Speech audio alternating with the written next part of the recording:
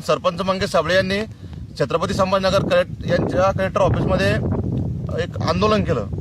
त्या आगळ्यावेगळ्या आंदोलनामुळे जिल्हाधिकाऱ्यांचं कुठंतरी ते ज्वारी लागलं।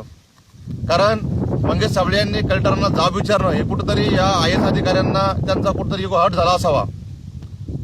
त्यांनी फुलंब्रीच्या तहसीलदार योगिता खटावकर या देखील तिथं उपस्थित झाल्या होत्या। त्यांनी देखील एक चुकीच्या पद्धतीनं काय तर तहसीलदार योगिता खटावकर यांच्या आदेशानं नायब तहसीलदार यांनी सरपंच मंगेश साबळे यांच्यावर गुन्हे दाखल केले। या फुलंब्रीच्या ज्या सध्या योगिता खटावकर म्हणजे तहसीलदार आहे, या मागील वर्षी जालना जिल्ह्यामध्ये घनसावंगी तालुक्यात तहसीलदार म्हणून कार्यरत होत्या। खरं तर मंगेश साबळे यांच्यावर गुन्हा दाखल करायला लावला। यांचे कारनामे मी तुम्हाला थोडक्यात सांगतो। ही दिव्य मराठीची बातमी आहे। अनुदान घोटाळा अंबड घनसावंगी तहसीलदारावर कारवाईची शिफारस। आणि दुसरी बातमी आहे, शेळके तहसीलदार म्हणून होते जे मागे लाचलुचपत विभागाला अडकले आणि खटावकर याच्या मॅडम आहे यांच्या शिस्तभंगाचा प्रस्ताव देखील सादर झालेला आहे। आणि हा 72 पानाचा अहवाल आहे, यामध्ये देखील ते दोषी आढळलेले आहे। मात्र इथं जे अधिकारी आता या मॅडमचं तुम्ही इथं बघू शकता, यांनी काय कारनामे केलेले। घनसावंगी एकूण अनुदान घोटाळा झालेली रक्कम त्यांच्या ID मधून 9,94,09,675 रुपये म्हणजे 10 कोटीचा घोटाळा या मॅडमने केलेला आहे। मात्र त्यांच्यावर निलंबनाची कारवाई झाली नाही, शिस्तभंगाची कारवाई झाली नाही।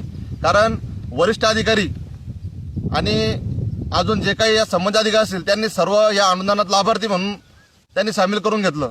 सर्वांनी 10 कोटी रुपये हडप केले आणि बरं केले ते केले, कोणाचे केले? मयत शेतकऱ्यांच्या अकाउंटवर आलेला पैसा यांनी नातलगांच्या खात्यावर वळून घेतले। यामध्ये तलाठी असतील, ग्रामसेवक असतील, कुरसाहेब असतील, सर्वांच्या संगनमताने हा झालेला व्यवहार आहे। खरं तर या लोकांना अटक झाली पाहिजे, यांना कारवाई झाली पाहिजे।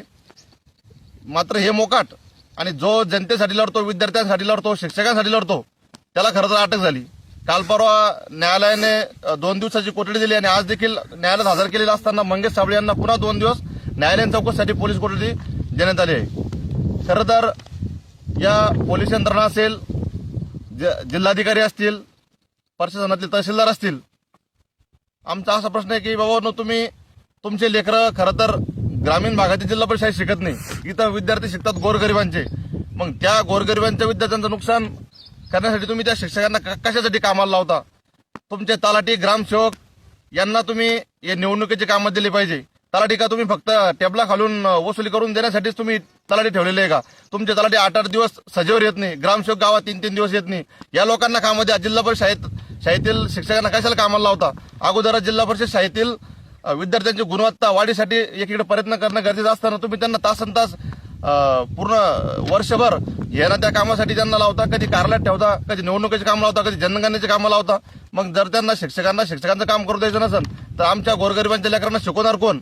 जिल्हाधिकाऱ्यांना आमचं आव्हान आहे की तुम्ही स्वतःचं पोरगं जिल्हा परिषद शाळेत टाका आणि त्या शिक्षकांना घ्या, तिथे BLOचं काम द्या त्यांना। मग तुम्हाला ते जाणीव होईल की आपल्या पोराचं किती नुकसान होऊ लागलं म्हणून।